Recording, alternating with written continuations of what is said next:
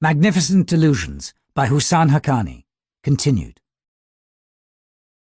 In December 1959, Eisenhower traveled to Pakistan, Afghanistan, and India for the first ever visit to the subcontinent by a serving American president. All three countries received him enthusiastically. Eisenhower wrote in his memoirs that India was the magnet that drew him to the region. After all, following an initial flirtation, India's ties with China had somewhat deteriorated, and non-alignment notwithstanding, India had worked with the Americans to support the Tibetan revolt led by the Dalai Lama's supporters. Eisenhower sought to build bridges between India and Pakistan in the hope that both would become America's partners in containing communism. Upon Eisenhower's arrival in Karachi, Ayub and his administration spared no effort in trying to convince him that Pakistan was America's dependable ally. The hospitality was impeccable. The city was decorated with bunting and illuminated at night to mark the US president's visit. A musical fountain was built near the president's house where he was to stay. As 750,000 flag-waving Pakistanis lined the streets, Ayub and the US president drove 15 miles from the airport into downtown Karachi. For the final mile, they rode in an open, horse-drawn carriage to Ayub's official residence, with a cheering crowd surrounding them the entire way. The American president could not help but be charmed. During his discussions with Ayub, Eisenhower tried to persuade the Pakistanis to rationalize their military build-up. After Eisenhower's re-election, he had told the NSC that a skillful negotiator was needed to do just that. But in long discussions with Ayub, he discovered how difficult that negotiation could be. In Delhi, Nehru had explained away the India-Pakistan hostility as a result of Pakistan's lack of stable roots. Ayub spoke of it in terms of inherent Indian animosity toward Pakistan. For Ayub, the only acceptable way forward was American intervention on Pakistan's side in redressing the injustice over Kashmir at the time of partition. Eisenhower inquired about possible solutions of the Kashmir dispute. If India and Pakistan could come to an agreement on the waters dispute, protecting Pakistan's vital interests in the matter of irrigation, why not withdraw troops on both sides in Kashmir, putting aside the question of who had political control of Kashmir for the moment? Ayub replied by trying to play on America's concern over China. China claimed parts of Kashmir, Ayub explained, and if forces were withdrawn altogether, it was almost certain that the Chinese would simply move in and take over. Other points of Kashmir would fall to the communists. Kashmir could neither be demilitarized nor made independent, according to Ayub. The visiting president then asked if there could be permanent division of Kashmir, generally along the present armistice lines. Ayub responded that this would not be possible.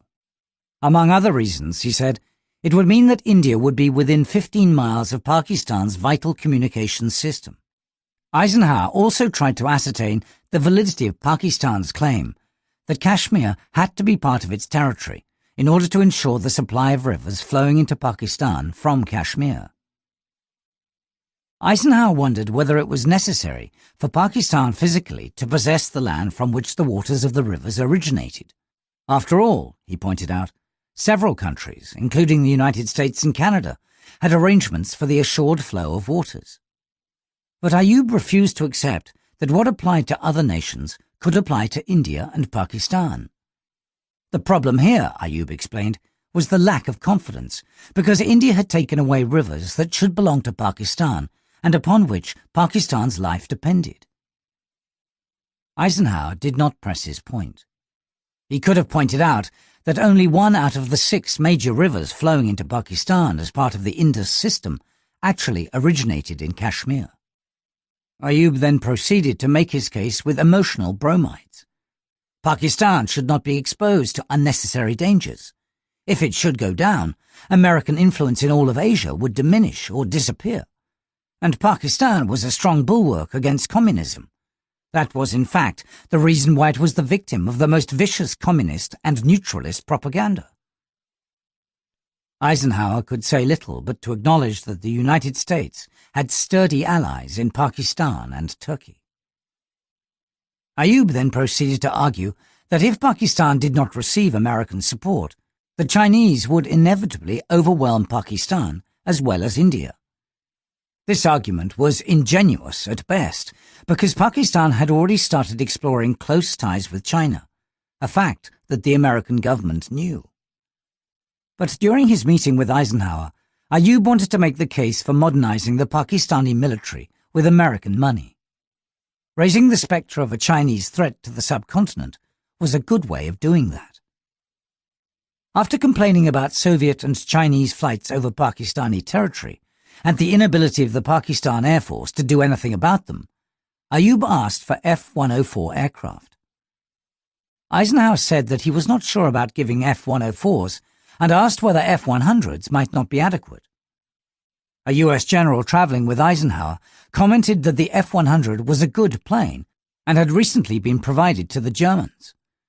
But Ayub insisted that the F-100 was obsolete, and it would be a mistake for Pakistan to have anything that would soon be out of date. He also asked for radar equipment, anti-aircraft artillery, Nike Ajax missiles, and sidewinders. Turning to Afghanistan, Ayub made an implicit plea for Pakistan to be seen as that country's effective protector. Afghanistan had no intrinsic strength, he said, and no economic resources and no military power. The country was created as a buffer because of a clash of interest during the 19th century between the Russian and British empires. It was now surviving by playing the United States against the Soviet Union. Ayub also claimed that Afghanistan was getting enormous quantities of aid from the Soviet Union. Afghanistan was completely sold to the Soviet Union, he alleged, though he offered no evidence to support his allegation. Soviet aid totaled $610 million, of which $441 million was for military purposes, he said. The United States should threaten to cut off aid to Afghanistan and support Pakistan against it. Eisenhower observed that if the situation in Afghanistan was so far gone, he did not understand why the Afghans were so anxious for him to come to Kabul. Ayub responded by suggesting that the Afghans intended to deceive President Eisenhower into believing that continued American aid was in the interests of the United States. The most interesting part of the Eisenhower-Ayub exchange came, however, when Ayub said that the Afghans were not Muslims nearly as much as they were opportunists. This provided an insight into the emerging mindset in Pakistan.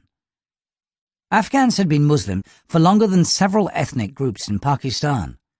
A large part of what is now Pakistan was part of the Afghan kingdom until 1893, when the British severed it. Pakistan had come into being only 12 years earlier, whereas Afghanistan had been a country for centuries. But in 1959, Pakistan's military dictator felt that he could dismiss his country's northwestern neighbour as an opportunist and as insufficiently Muslim. Eisenhower heard the other side when he went to Kabul and Delhi. During 2 formal meetings, the US president told Nehru that he had a favourable impression of General Ayub's sincerity of purpose and his desire to live at peace with India and to bring about a settlement of the problems presently affecting relations between the 2 countries. He offered to do anything that might be considered helpful, but clarified that he should not be seen as a mediator. According to the Indian Prime Minister, Pakistan is a nation created out of opposition to things, chiefly Indian independence, and would have remained under Britain if India itself had not forced through its own independence. He described the relationship between the 2 countries as peculiar, hinting that outsiders, such as Americans, could neither understand nor address its complexity. Indians and Pakistanis, Nehru explained, were essentially the same people, and there were deep cross-border ties. He cited the example of the chief of protocol in the Indian Ministry of External Affairs, whose brother had, until recently, been Secretary General of the Pakistan Foreign Office. Even though cousins were generals in both armies, that had not helped diminish a contrived feeling of animosity. Nehru said that he thought a better feeling was developing between India and Pakistan. Bitterness had diminished. But, he said, it could be inflamed again by demagogues at any time, since the people could be quickly aroused. During Eisenhower's visit, the Indians made the point that the American aid program reduced the likelihood that Pakistan would normalize relations with India. Equipped with US weapons, the Indians argued, the Pakistanis felt they could take on India and win. Nehru also spoke of his apprehension of a stab in the back from Pakistan while India was reacting to the Chinese threat. The president referred to the conditions in the terms of contract in mutual security programs for all countries, assuring Nehru that the US would never permit Pakistan to employ military equipment received from the US for aggressive purposes against India. Eisenhower added that Pakistan and other countries receiving aid were dependent on the United States for ammunition.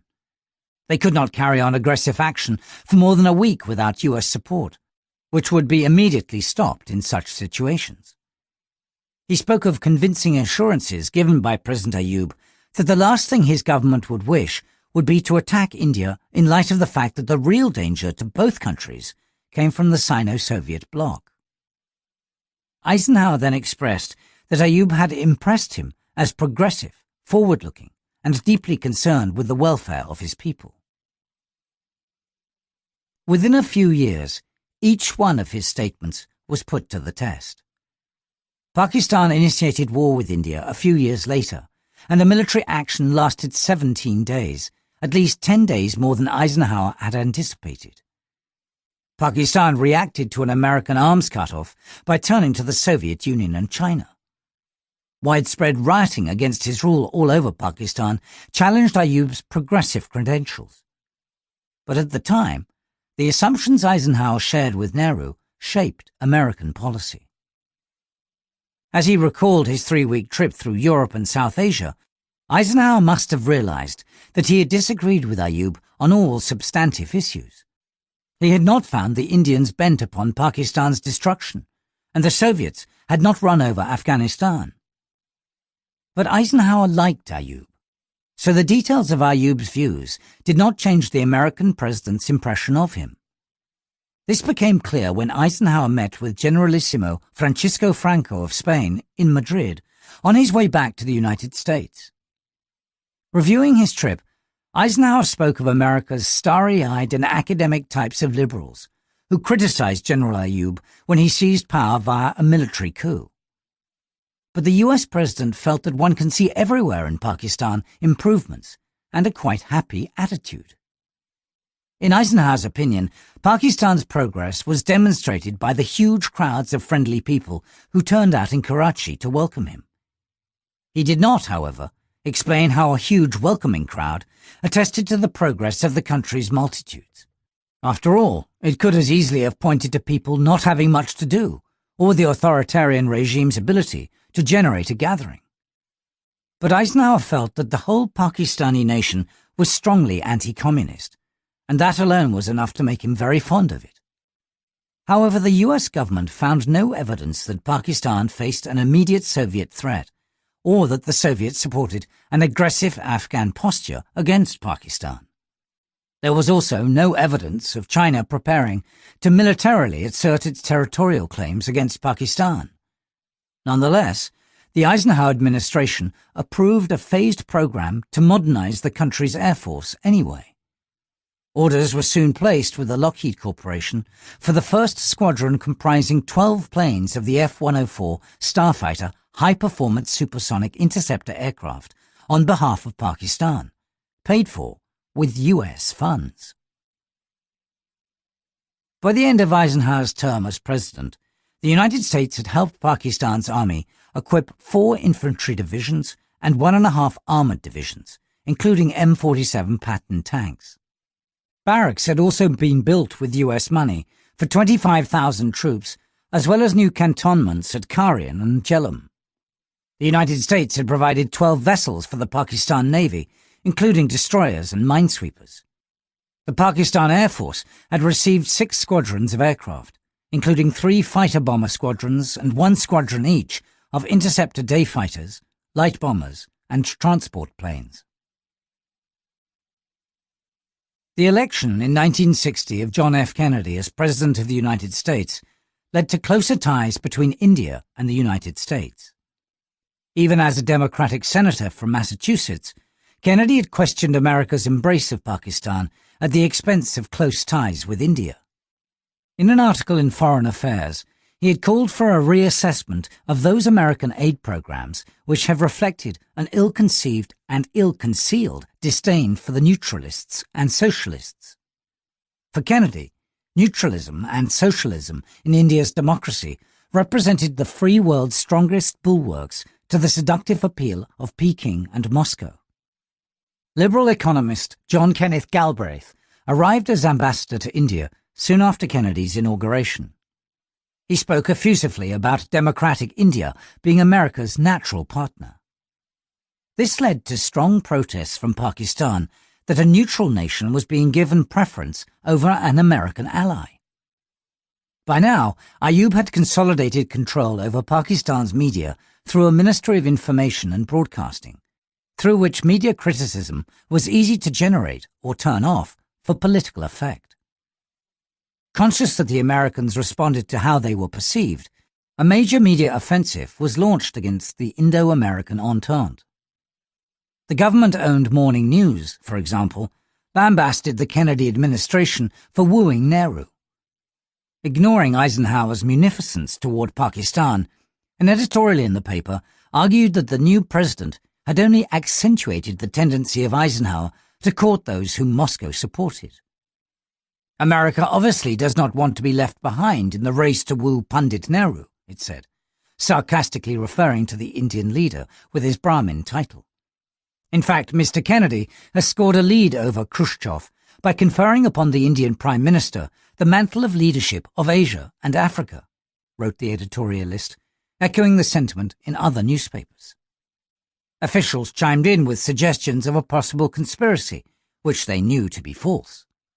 Bogra, serving as Ayub's foreign minister, claimed that the United States had deceived Pakistan as far back as 1951 by entering into a secret treaty with India.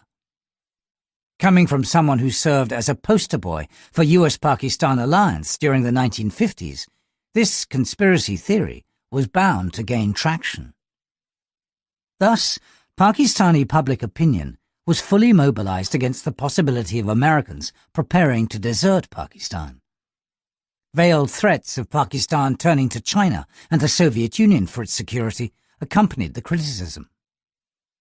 This ran contrary to Eisenhower and Nixon's beliefs about Pakistanis being inherently anti-communistic. The New York Times, which had editorially supported the alliance with Pakistan during the Dulles years, now dismissed Pakistan's objections to improved American ties with India.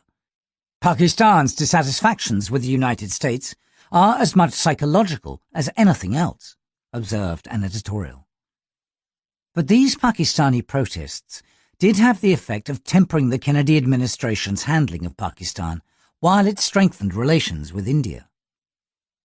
Vice President Lyndon B. Johnson travelled to the region in the spring of 1961.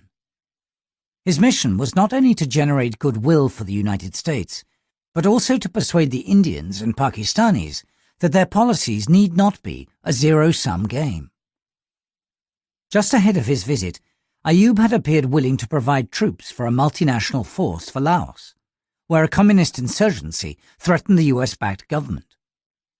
Johnson sought a firmer commitment during his meeting with Ayub, only to hear the Pakistani president explain how American victory against communism depended on American willingness to help Pakistan against India. Ayub said that Pakistan did not want the United States to fail. It wanted it to win against the Soviets. The US battle was Pakistan's battle. But, he argued, the United States was not deploying its great power effectively. If the United States did not use its power, it hurt Pakistan, he claimed, adding that the power of the United States was much greater than at times the Americans seemed to think. Ayub wanted the United States to use its power to influence Nehru, and this alone could ensure the defense of South Asia. He spoke of the threat to India from the Soviets and from the Chinese communists, saying that only good relations between Pakistan and India could save India from communism. This first discussion with Ayub was a lesson for Johnson in how, for Pakistanis, even the conflict in Laos was less about global communism than it was about their dispute with India. Ayub stressed that Nehru only wanted American economic assistance and the assurance of help if he should get into difficulties with the Chinese. He would never help the United States, he said of Nehru, and suggested that the United States should use its leverage with India to force a change in its policies. Once again, Ayub emphasized Pakistan's willingness to help America, but only after its military had been provided more equipment and more mobility.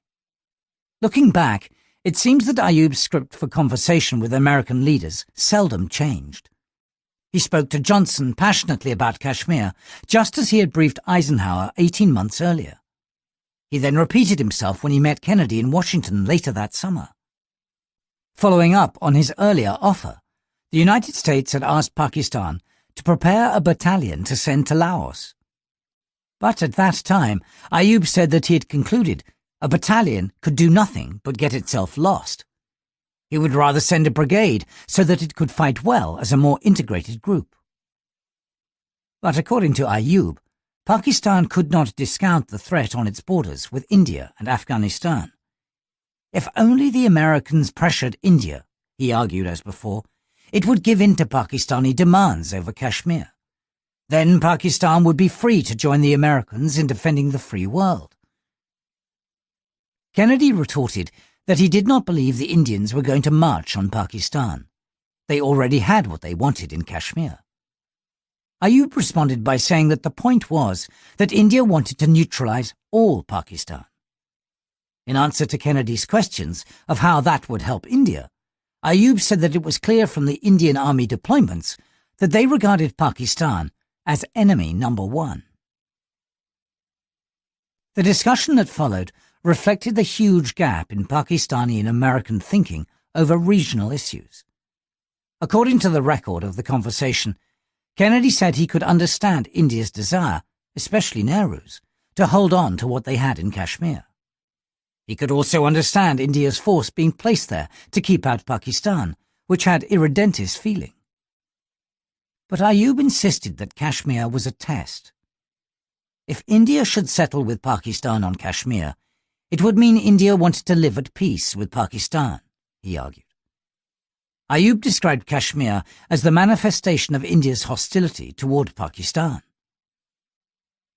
Kennedy explained that the United States had supported India not with the expectation that India would support US policies, but instead because it was in the interest of everyone to save India from collapse. He acknowledged difficulties in dealing with Nehru, who had been around a long time, and he did not know how the United States could pressure him. We could not even bring Chiang Kai-shek, whom we had helped more than anyone, to do what we saw was in his own interest, he pointed out. But Ayub proceeded to paint the picture of an embattled India on the verge of a communist takeover piecemeal. According to him, the Chinese communists had an army of 500,000 troops in Tibet, ostensibly to control a population of 2 million. These troops were not far from Calcutta, which was the base of communism in India and could act in concert. Ayub predicted that India was bound to break up in 15 to 20 years, and the key to the defense of the subcontinent was Pakistan. Once again, the leader of the newest country in the region was pontificating on the lack of viability of a historically older entity. Kennedy, like Eisenhower before him, wondered what both sides could agree to in the Kashmir dispute. Ayub replied that Nehru had shown no disposition to yield anything beyond the ceasefire line in Kashmir. Pakistan, he said, would have no objection to India taking Jammu, with some adjustments of the border. Pakistan's people are getting fed up, Ayub remarked, adding that this was the reason they sometimes talked of working more closely with China. When Kennedy asked what Pakistan might want from China, Ayub said the Pakistanis wanted nothing of China, adding that he would like to see it go to hell. But the Pakistani people were anxious to do something about Kashmir. Kennedy promised that he would make a major effort with Nehru when the Indian Prime Minister came to Washington later that year. He wanted Ayub to know that even if he did not succeed, he would try. Ayub asked if the United States would support Pakistan if this effort failed, and Pakistan brought the matter to the United Nations. Kennedy promised that the United States would support the UN resolutions, a promise he later kept.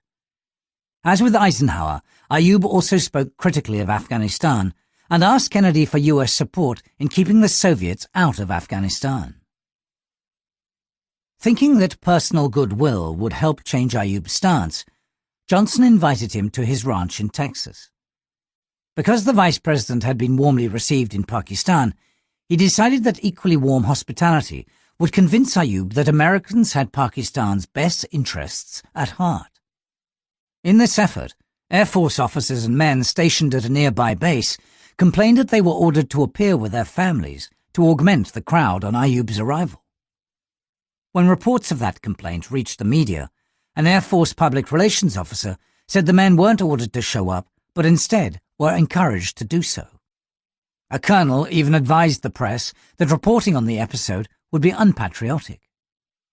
But the incident nonetheless attracted a critical editorial in the Chicago Tribune, arguing that international relations needed to be founded upon reality, not illusion.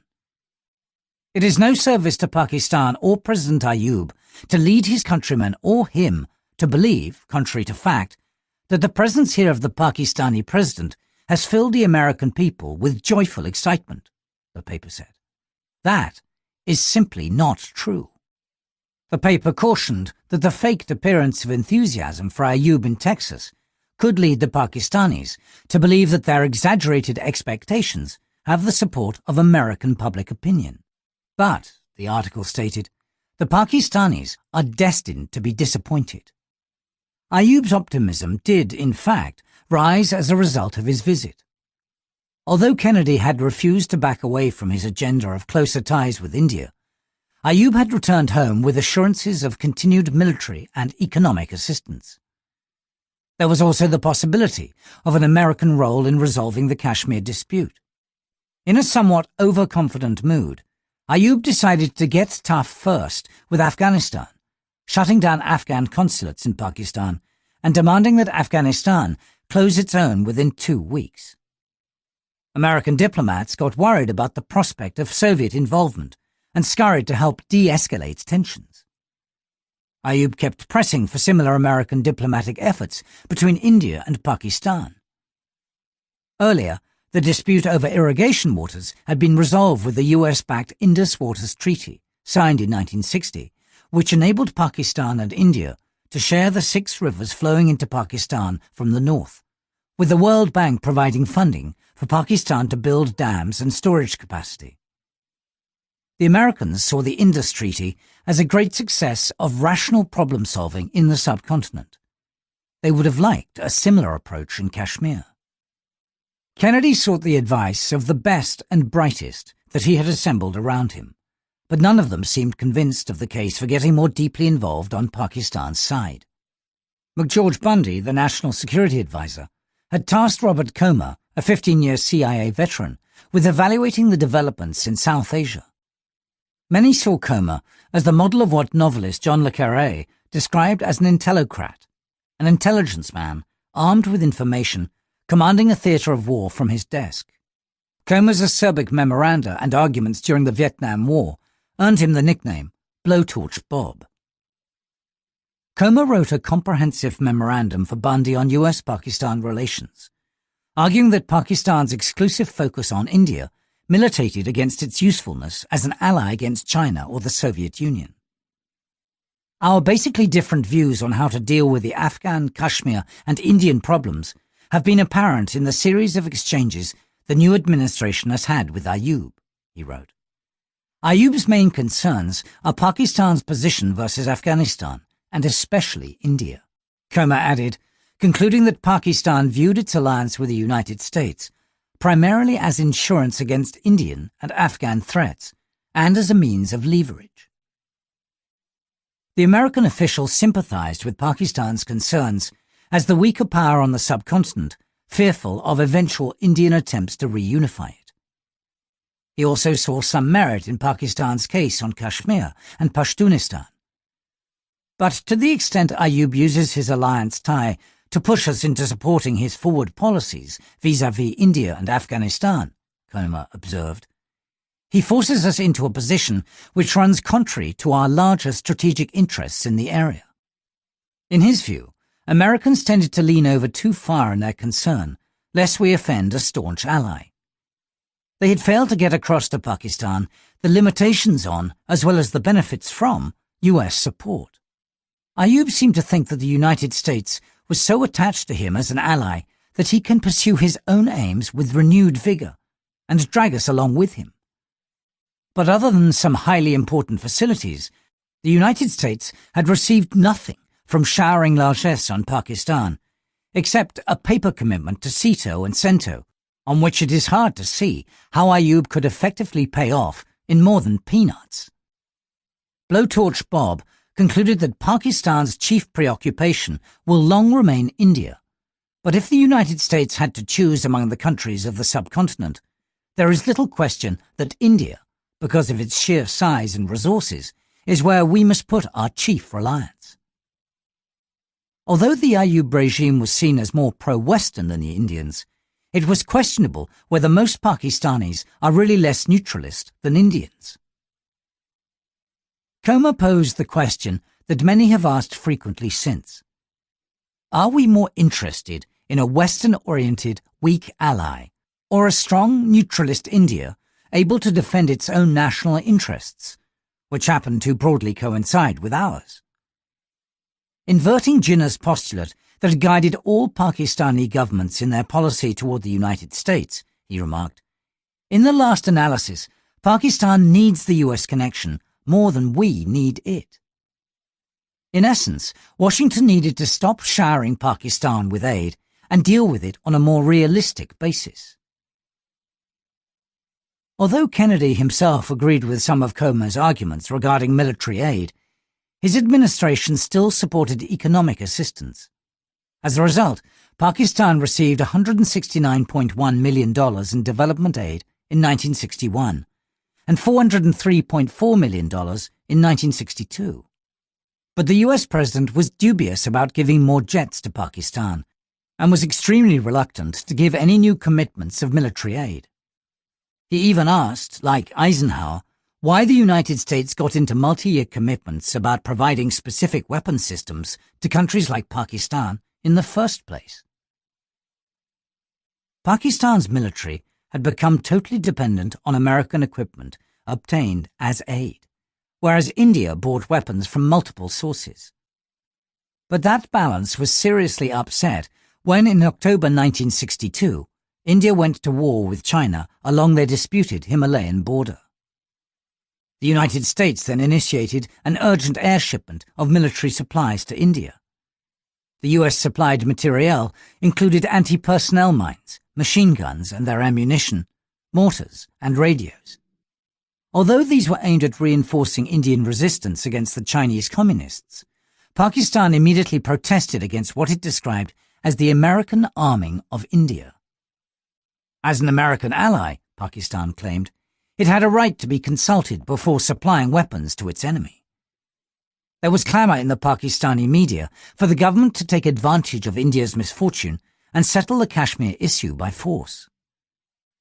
All this talk of the Chinese being the aggressors is Washington-brewed Tommy rot, Dawn claimed in an editorial designed to arouse religious and racial passion. The trouble had been stirred at the instigation of India's white patrons in Washington, London, as well as Moscow, it said. This was an unsophisticated conspiracy theory based on the notion that the West and the Soviets might be enemies in other parts of the world, but in the subcontinent they were acting in concert to support Hindu India against Islamic Pakistan. Pseudonymous articles appeared in newspapers describing Nehru as Hitler and calling for Pakistan to play a lead role in confronting India's expansionism. Members of Pakistan's National Assembly, dominated by Ayub's supporters in the Muslim League, called for revisiting Pakistan's association with SEATO and CENTO, which were described as being against Pakistan's national interest. Ayub approached his American friends with the plea that he would face a popular uprising, even though elements within the government were fueling the potential uprising. In Washington, the National Security Council saw the India-China conflict in global strategic terms. The Pakistanis are going through a genuine emotional crisis as they see their cherished ambitions of using the US as a lever against India going up in the smoke of the Chinese border war, Comer synopsized. According to him, their plaint about lack of consultation is mere cover for this. If we had consulted with the Paks instead of notifying them, we'd still be arguing about Kashmir. The United States needed to be patient and understanding with Pakistan, said Comer, but there was no need to apologize. In his analysis, any attempt to compensate Ayub for American actions vis-à-vis India would result in postponing the long-needed clarification of the United States position. This was a time when we've never had a better excuse for clarifying the US position to Pakistan, he pointed out. Comer reasoned that Ayub would not likely be willing to risk Pakistan's relationship with the United States. He may be a prisoner of Pak public emotions in this case, but even Ayub has found that a hard line often works well with us. The CIA veteran thought that the Pakistanis will eventually realize that they got far too much from their US tie to be able to do without it. So if we can weather the current shock, we should be able to hold on to our assets in Pakistan while still emerging with the subcontinent-wide policy toward which we aim, he concluded. After the initial negative noise, Ayub sat down with British Minister for Commonwealth Relations, Duncan Sands, and W. Averell Harriman, US Assistant Secretary of State for Far Eastern Affairs, to discuss their proposal for India-Pakistan discussions on Kashmir without preconditions.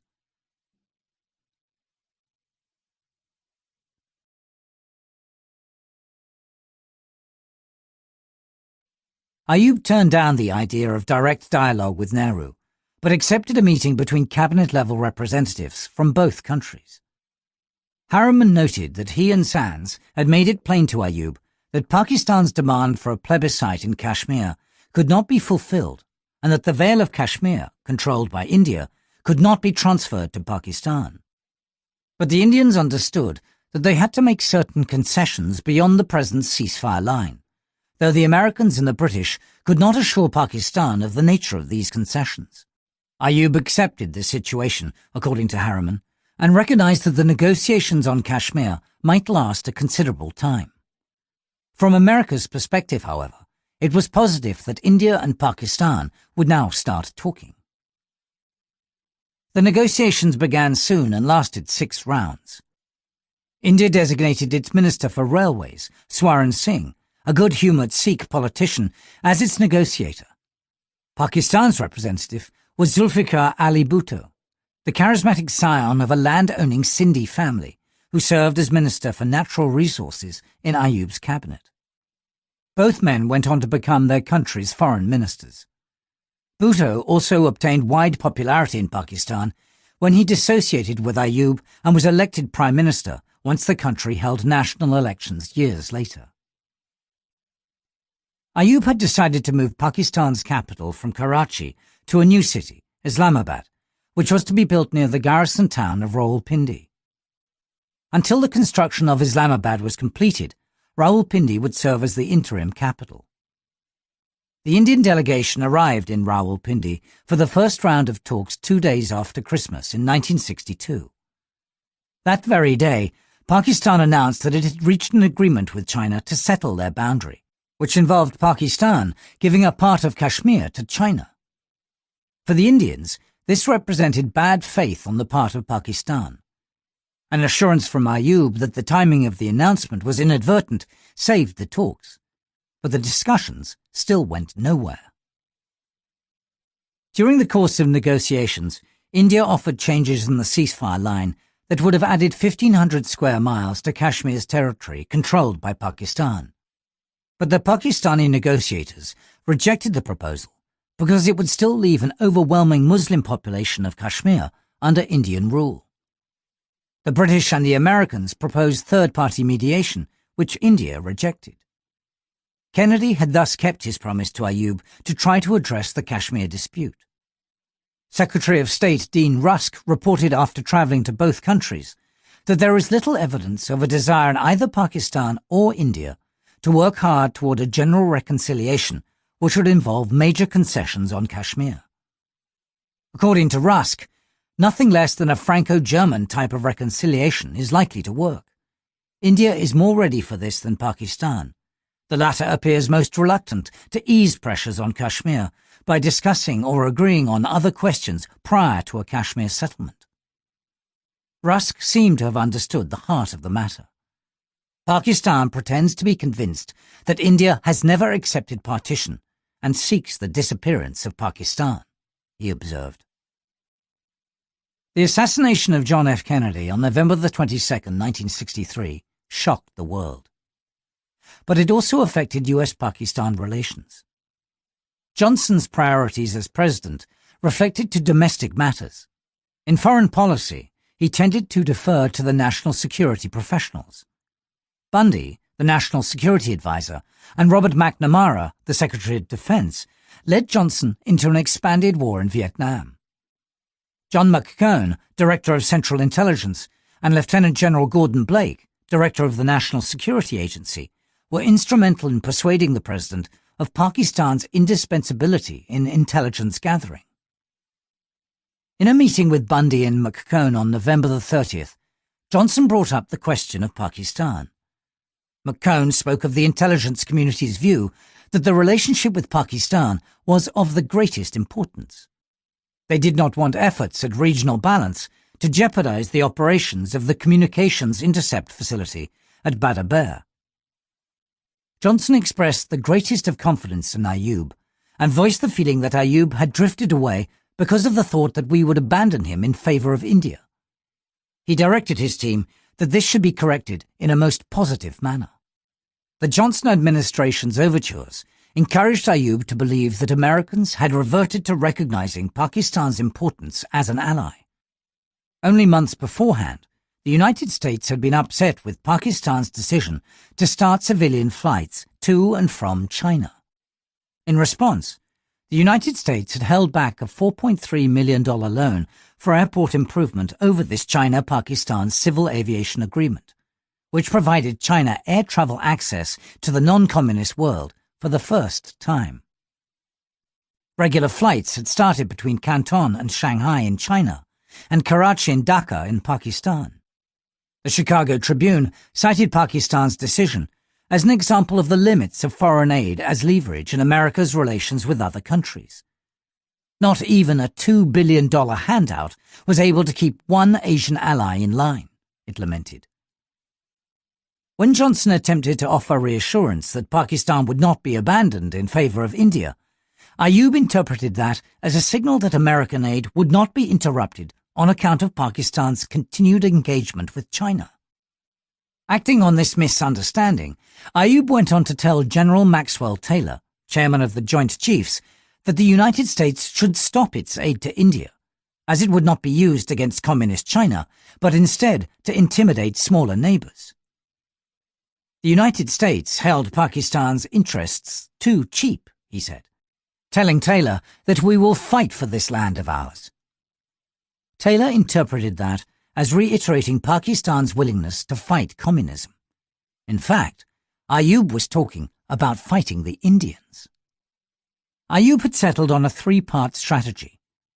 He kept protesting to the Americans regarding their aid to India while also continuing to seek US military assistance. He deepened Pakistan's ties with Communist China, and he prepared to settle the Kashmir dispute by force, based on the assumption that the United States, because of its reliance on the Badr Bahr intelligence base, would not cut off military supplies to Pakistan. In a letter to Johnson, Ayub laid out the argument against military aid to India. This aid imperils the security of Pakistan, your ally, Ayub wrote. It prevents an Indo-Pakistan rapprochement over Kashmir, which immobilizes the bulk of their armed forces in a dangerous confrontation, he went on. According to Ayub, American aid to India must lead to an arms race between India and Pakistan, and thereby place a crushing burden on their economies. Surely this is no way of preventing the inroads of communism into the subcontinent, if this is the United States' objective. On the contrary, it would facilitate them. Ironically, all of these arguments could be reversed to make the Indian case against American aid to Pakistan. Ayub's single-minded focus on India and Kashmir annoyed Johnson, who decided to share his opinion with the Pakistani ambassador, Ghulam Ahmed, after receiving the Pakistani president's letter. Johnson told the ambassador that he did not share Ayub's feeling that because the United States has helped India, Pakistan should ignore its alliance obligations. Johnson did not think it would be in Pakistan's interest to leave the alliances, but that would have to be Pakistan's decision. He expressed great admiration for President Ayub and great affection for the people of Pakistan, but he also realized that the two countries were coming to the point at which we would all have to re-evaluate the condition of our relationship. Johnson also told the American ambassador to Pakistan, Walter P. McConaughey, that he was distressed that such an old and valued ally of ours as President Ayub should want to give the attention he has given to communist China. He wanted McConaughey to tell Ayub that America was having all sorts of trouble with China in Southeast Asia right now. In his discussion with McConaughey, Johnson asked the question that both his predecessors had asked. He wondered how much the United States was getting for the very large amounts of aid it was giving to India as well as Pakistan. According to McConaughey's notes of the meeting, the president said that when Ayub was willing to send men to Laos, he thought our aid was worthwhile. But now that the Pakistanis refused to help us in Vietnam, he didn't know whether we were getting very much for our money. Johnson was not the only one frustrated by the course of US-Pakistan relations. Ayub had also started talking of reconsidering ties with the United States. When demonstrations against the Vietnam War outside US government buildings in some Pakistani cities turned violent, the Pakistani media had taken an extremely anti-American turn. Further, the fact that police showed up late or failed to act against the demonstrators made Americans wonder if this was not a coincidence. The discussion between McConaughey and Ayub that followed summed up the weariness of both sides.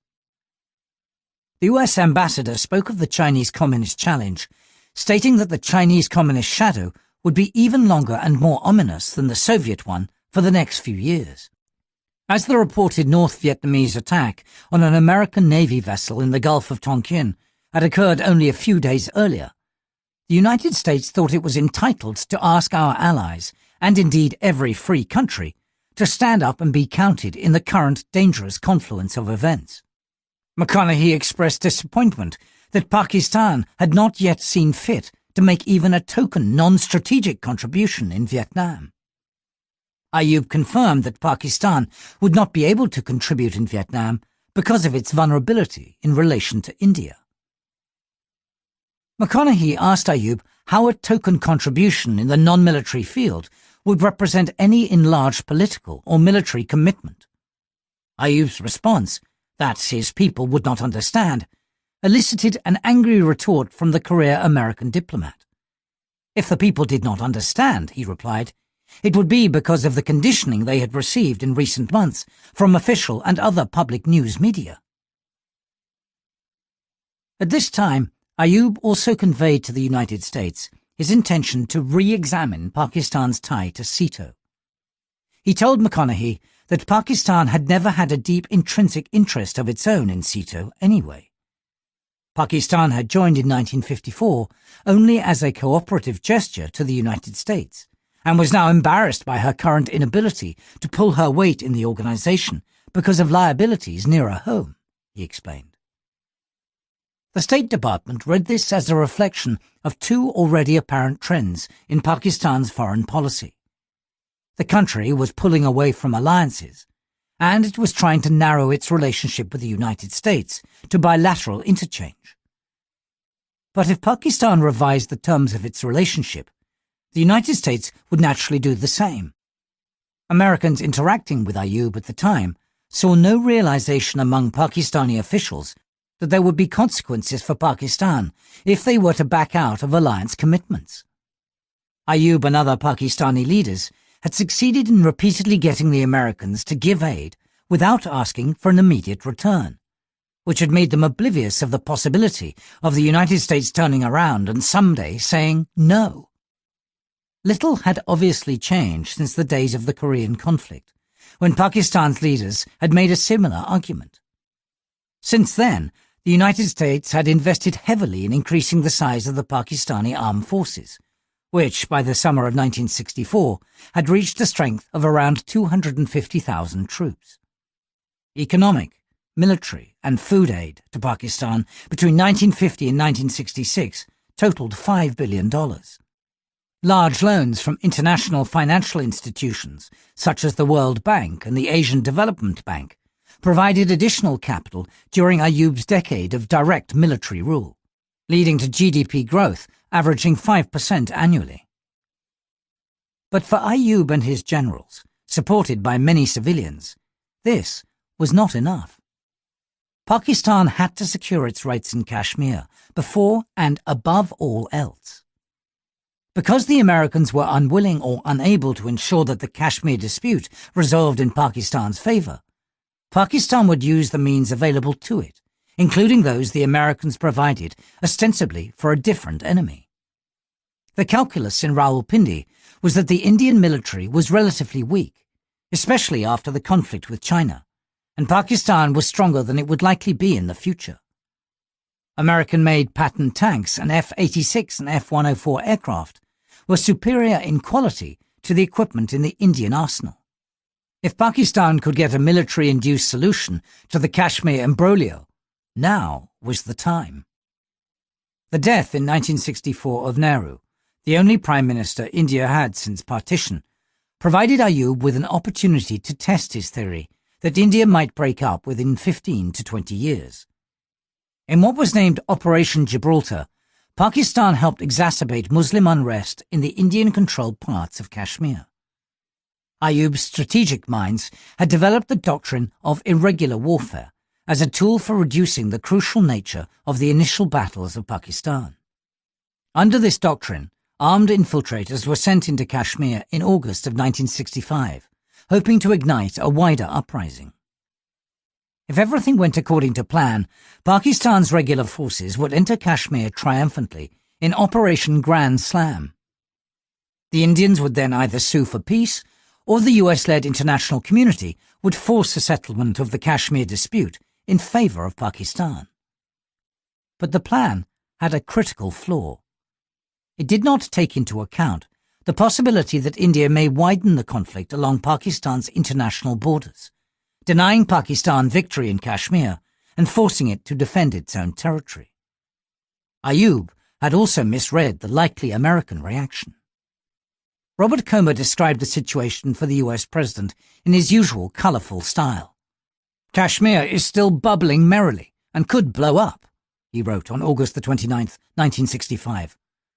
Husain, the UN Secretary-General, fears the whole 1949 ceasefire agreement may collapse.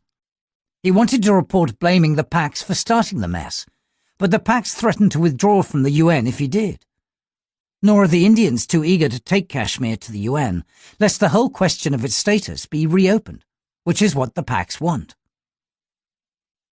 The American ambassador to India, Chester Bowles, anticipated Indian retaliation and urged the United States pressure Pakistan, lest they be encouraged to think they are getting away with the game.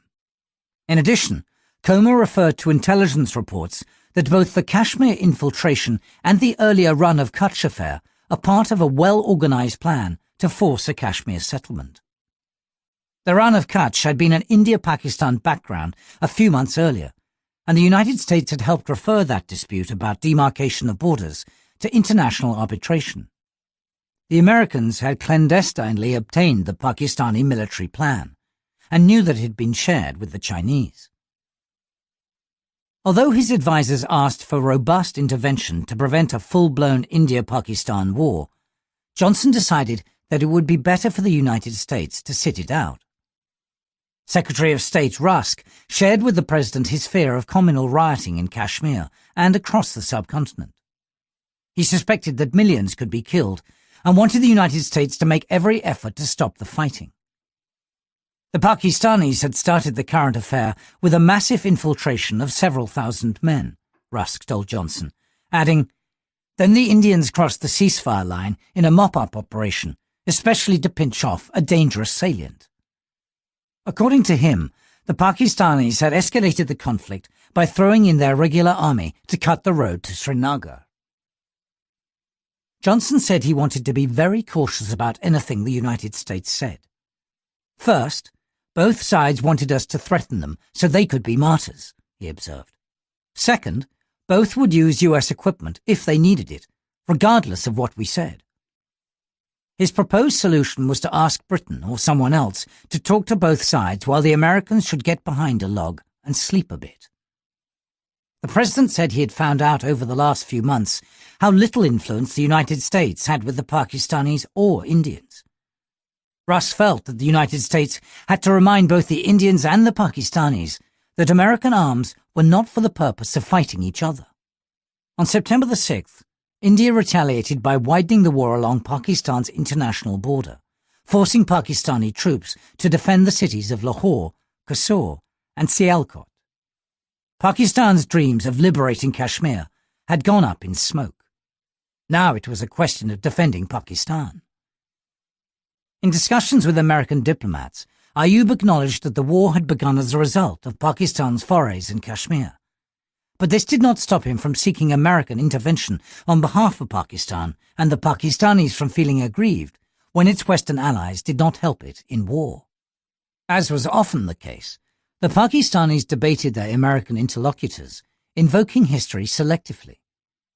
The Americans did not see this as the time to remind the Pakistanis that they had failed to fire a single bullet against any communist army, even after receiving massive military assistance, ostensibly to fight communism. There was no mention of Pakistan's past refusal to provide even non-military support in Korea, Laos, and Vietnam, but instead considerable discussion about America's obligations. In a long argument, Foreign Minister Bhutto told the US ambassador that the Americans had a commitment to defend Pakistan if it was attacked. Treaties bound the United States to stop India from attacking Pakistan, he argued, refusing to accept US attempts to secure a UN-sponsored ceasefire as a substitute. According to Bhutto, the United States needed to take action for a final settlement of the Kashmir issue. In fact, Pakistan had budged little from the stance that Ayub had repeatedly adopted during talks with American officials. In almost all his conversations with Americans, he had focused exclusively on asking for military aid and demanding Western intervention on behalf of Pakistan for a Kashmir settlement. During the war, a Canadian diplomat asked the Pakistani president what he wanted.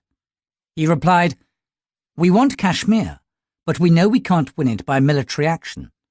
If only you people would show some guts, we would have it." From the US point of view, there was no commitment to assist Pakistan in a war it had initiated. The United States saw itself as doing Pakistan a favor by seeking an early end to the war. The Americans were clear that they did not want to be dragged deeper into the India-Pakistan quagmire. As soon as the war began, Rusk sent a personal message to McConaughey and Bowles, warning them that both India and Pakistan would make a major effort to gain US support, and both could be expected to cite their disappointment and resentment toward the United States. The ambassadors and their staffs should be ready to explain firmly, but sympathetically, why the US is not moving in to participate in the way each might wish, Russ directed. The United States would ignore resentment and recrimination. "We are being asked to come in on the crash landing, where we had no chance to be in on the takeoff," said the Secretary of State, pointing out the futility of joining that exercise. The United States suspended supplies of arms to both India and Pakistan, causing disappointment in Pakistan because of the country's greater dependence on American weapons. Foreign Minister Bhutto told McConaughey that this was an act not of an ally and even that of a neutral. Rather, it was an act which would be of net benefit to the Indian side. In an emotional plea, Bhutto asked the United States to cut off economic assistance to India, including food aid, until India terminated the aggression against Pakistan. McConaughey maintained that the United States did this to preserve Pakistan as well as the subcontinent as a whole. He attempted to convey as diplomatically as possible US disenchantment with Pakistan, which had started a war in the hope of dragging in the United States without prior discussion. Ayub's finance minister, Mohammed Shuaib, conveyed the Pakistani president's desperation for a gesture that would enable him to reject Chinese overtures and remain an American ally. The United States' refusal to side with Pakistan against India seemed designed to push me toward the Chinese, Ayub was quoted as saying. I don't want to sit in the Chinese lap, and I won't do so if it can be avoided. But if the US can't give me any help, I'll have no choice. Ayub wanted an authoritative US statement attaching responsibility to India for starting the war, and a public statement that America would use its influence to effect a Kashmir settlement in Pakistan's favour. Rusk's response to the plea was unequivocal. The United States would support a ceasefire and any negotiations acceptable to both parties on the cause of their conflict. Once the firing is stopped and President Johnson is convinced that renewed US assistance will be used to help the people of Pakistan and not to support military adventures, said the Secretary of State, close and mutually helpful relations between the US and Pakistan can quickly be restored. The war ended in a stalemate 17 days after it started, denying Pakistan the military advantage it had hoped to seek. That had several consequences, each of them important for Pakistan's future. First, based on the notion that the United States had not come to Pakistan's aid despite being its ally, it bred anti-Americanism among Pakistanis. Second, it linked the Pakistani military closer to an Islamist ideology. Religious symbolism and calls to jihad were used to build the morale of soldiers and the people. Third, it widened the gulf between East and West Pakistan, as Bengalis felt that Ayub's military strategy had left them completely unprotected. Fourth, it weakened Ayub, who lost America's confidence without being able to score a definitive victory against India. Pakistan's state-controlled media generated a frenzy of jihad, extolling the virtues of Pakistan's soldiers of Islam. There were stories of gallantry, of divine help, and of superhuman resistance. The legend of a suicide squad of dedicated soldiers who acted as live mines to blow up the advancing Indian tanks became popular, along with tales of green-robed angels deflecting bombs from their targets. The state told the Pakistani people that they had been victims of aggression and that the aggression had been repelled with the help of God. Official propaganda convinced the people of Pakistan that their military had won the war. Pakistan had occupied 1,600 square miles of Indian territory, 1,300 of it in the desert, whereas India secured 350 square miles of Pakistani real estate. But the Indian-occupied Pakistani land was of greater strategic value, located near the West Pakistani capital, Lahore, and the industrial city of Sialkot, as well as in Kashmir. Moreover, although Pakistan had held its own against a larger army, it came out of the war a weakened nation. The US-Pakistan relationship had lost its initial strength. Kashmir was still unsettled, and inattention from the central government was upsetting the Bengalis in East Pakistan more than ever. Domestic factors were also causing unrest in Sindh and Baluchistan. Ayub decided to turn to the Soviet Union to host the post-war peace conference, which was eventually held in Tashkent in January 1966. He went to Washington before going to Tashkent so as to ensure that the United States would not interpret his moves as hostile. At Tashkent, Ayub agreed to swap the territory both sides seized in the recent war. Brought to believe that the war had ended in a Pakistani victory, the public could not understand why Pakistan had to give up any territory it had won. Nor did the Tashkent Agreement make any mention of Pakistan's demand for a plebiscite in Kashmir, and the people were led to question why, if Pakistan had scored a military victory, there had neither been territorial gains nor the promise of a future favourable settlement.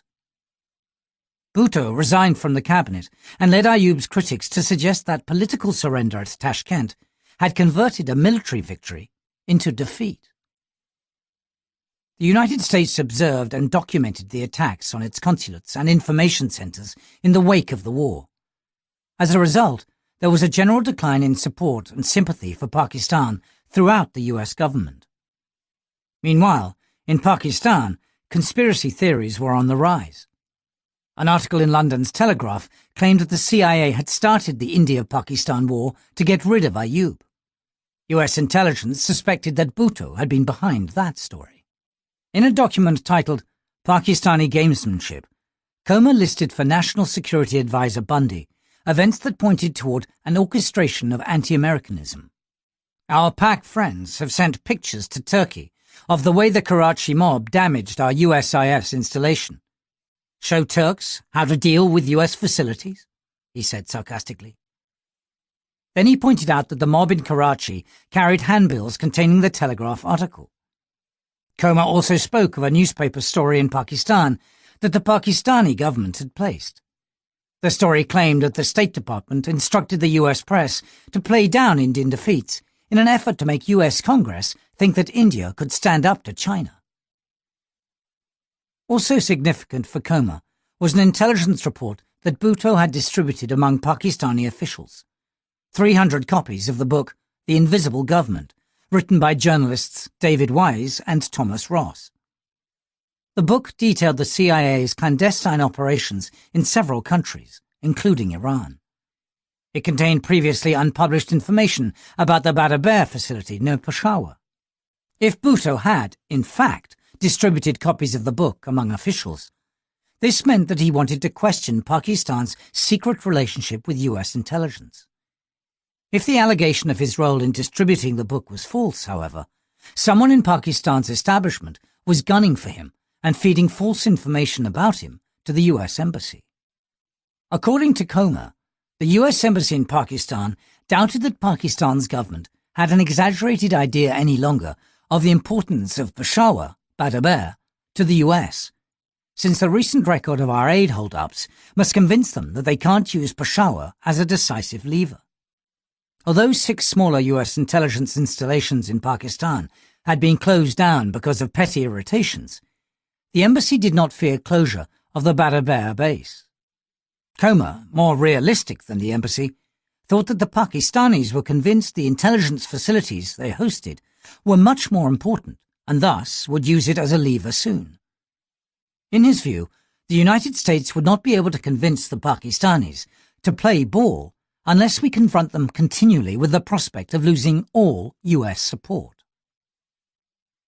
But the US intelligence community was not willing to risk their Badaber communications intercept facility. As such, they were partly instrumental in convincing Johnson to offer Ayoub further food aid when the two met in December 1965 for the first time after the war. The American president spoke to the Pakistani dictator as if nothing had gone seriously wrong. Reviewing the meeting with his advisers, Johnson said he thought that Ayoub was much chastened. He had gone on an adventure and been licked, Johnson said, adding that he hated to see a proud man humble himself so. He saw Ayoub subdued, troubled, pathetic and sad. Johnson asserted that he understood Ayoub's difficulties. Ayoub felt hemmed in by powerful neighbours on all sides, China, Russia and India, he remarked. Johnson observed that at home, the Pakistan president had his domestic problems with the Bhutto group and others, but Ayoub seemed almost to have a psychosis about India. Ayoub had apparently told Johnson that, "I know you won't believe it, but those Indians are going to gobble us up." Johnson had replied that if they tried this, the United States would stop them. The US president emphasized how close he felt to Ayoub. He said he understood Ayoub, his fears and his problems. Ayoub had managed to take Johnson into confidence before letting the Soviets help shape the post-war peace. Once again, the personal feelings of an American leader about a Pakistani one had saved the relationship. But Ayoub never shared the extent of Pakistan's dependence on the United States with the Pakistani people, nor did he acknowledge that the war against India was a blunder. he published a book titled Friends, Not Masters, which served both as his memoirs and a statement that he had sought friendship with the West, which in turn sought to act as Pakistan's masters. The book helped exacerbate Pakistani anger against the United States. In it, Ayub acknowledged that the objectives which the Western powers wanted the Baghdad Pact to serve were quite different from the objectives we had in mind. But he argued that Pakistan had never made any secret of our intentions or our interests, and that the United States knew Pakistan would use its new arms against India. This feigned version of events was also fed to the public through the media. People were told that India attacked Pakistan, and the United States stabbed Pakistan in the back by withholding crucial military materiel. The Pakistani people were not told that Pakistan's alliance treaties with the United States did not apply to war with India, or that the 1965 war had, in fact, started because of Pakistan's attempt to militarily change the status quo in Kashmir. The United States, Comer pointed out, had helped Pakistan build its independent position through $5 billion in support. It stopped a war Ayub started just in time to save the Paks. But all that the United States got in return was a bit of quite valuable real estate, a reference to intelligence listening posts. Pakistan had shut down some of these installations, and 4 were still closed at the time of Comer's comments. Apparently, Pakistan had not informed the Americans about getting MiG aircraft and tanks from China before the war. Comer concluded that if there's any history of broken moral commitments, it's on the Pak side, not ours.